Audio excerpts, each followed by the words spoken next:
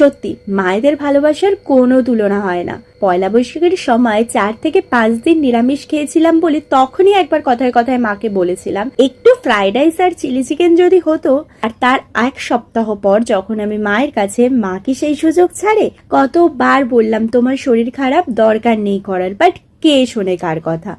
সকালে উঠে দেখি সব রেডি করে রেখেছে। আমিও ঝটপট করে স্নান সেরে নিয়েছি, কারণ এই চিলি চিকেনের যে পকোড়াটা না আমার জাস্ট দারুণ লাগে খেতে। আমি একাই 1 বাটি খেয়ে নিয়েছি।